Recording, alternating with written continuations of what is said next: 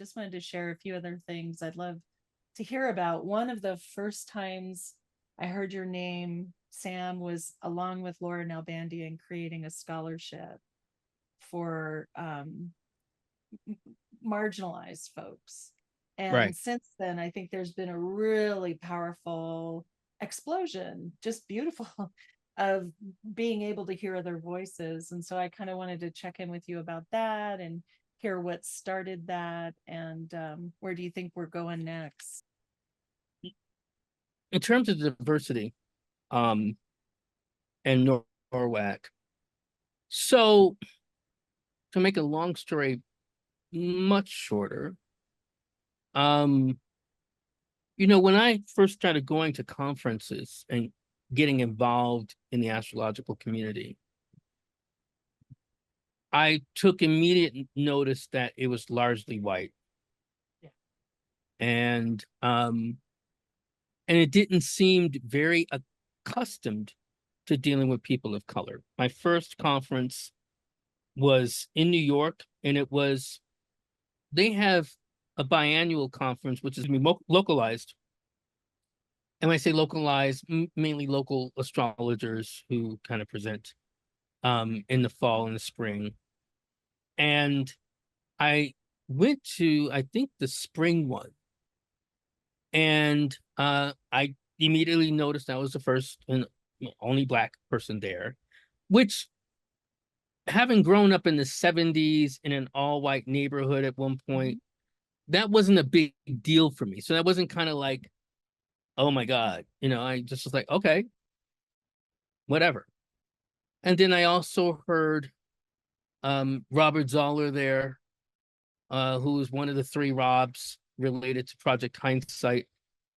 And Robert Zoller, this is important because this is like a mind blowing, and also took me down the traditional route.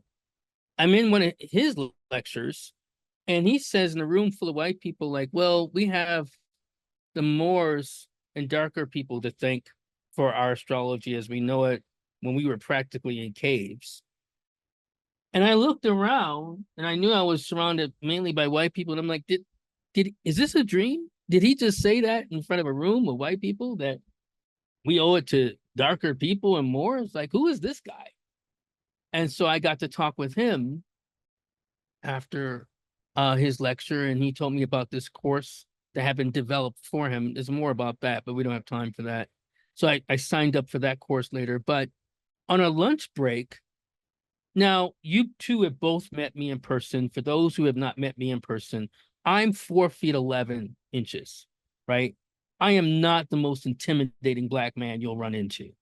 So I stepped on an escalator, and these three white women ahead of me noticed me. They turned back and saw me. And then one of them kind of pulled her bag over in front of her. And I was like, oh, okay, it's here too. Right. I didn't say anything. I just looked. And I was like, I thought it was funny. And, spoiler alert, this woman eventually became my friend. Right. So we got beyond that. But I was just like, oh, wow, really? Okay. And, came back from lunch and everything was fine. I didn't have much of an incident. That was much of it. But as I started going to more events and connecting with astrologers online, I realized the lack of diversity, not just in terms of Black folk, but also in terms of Latino, other people of color, Asian. I mean, as much as people would talk about Vedic astrology, I didn't run into many Indians. And then when I started going to conferences, I didn't see any. So I eventually got involved with ESAR, and board members there, they had an interesting point. They would debate me, and some of them were conservative, and that's okay. But their point was, well, there's no signs out that are keeping people out. So it's not like we're preventing them from coming. They're just not coming. And I was like, okay, but we need to kind of pull more in. And I didn't have the language at the time, but I came to that language thanks to the work I've done with Laura Nalbandian and with Norwalk, but that also was due to Nicholas Poulimanakos, who kind of brought us together, because I guess Laura was saying to him that she wanted to kind of bring more diversity into Norwalk. And he's like, well, I know this guy who's talking about this on Twitter and different places. Maybe you should pair up. And he knows a lot of people. And he put us together and we started working on, this is 2015. So we're going toward the 10th year mark next year in 2025, where we decided to come together and invite people. And that became the term and the word I realized. No, we weren't preventing people, but we weren't inviting them either. And so we started that. And by the time we got to 2017, 2018, Norwalk had grown from just being this regional conference to kind of being this must attend that kind of was trying to parallel some of the more established conferences from the organizations. And from there, it's just accelerated. And I think the organizations came to the realization that diversity becomes a strength, because everyone else, including ESAR, have been reluctant to do scholarships and do the invitation and the work toward diversity. And when I say diversity, a lot of people think I'm just thinking in terms of color and race. I'm not. I'm also thinking in terms of sexual orientation, non-binary, gender, all the different ways in which we have people who are not part of a norm in astrology, because, women had made more inroads in astrology. So we weren't just talking about women, especially white women, and also more gay folks, gay men particularly had made more inroads in the astrological world.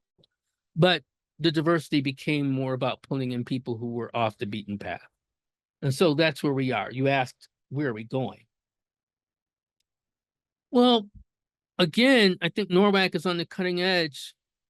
One of the things that Laura and I implemented, I believe this was in 22, is we saw the influx of young, diverse people, which I'm going to put it out there, even in the podcast. We have our own issues with our young, because they also came in and they're like, well, how is this working? I want to, understand that we have equity. But I'm like, you understand that this is a family operation, right? Like, do you go into a cafe or do you go to a concert and be like, where's the producer's books? Let's take this a bit at a time. But we also became aware that we were missing seniors. And I think that's important, especially in our community. You mentioned you're 57, I'm 56, going on 57, right? I think it's going to be important for those who may not have the financial means to be sure that they're included and feel included. So we broaden the scholarship to include seniors.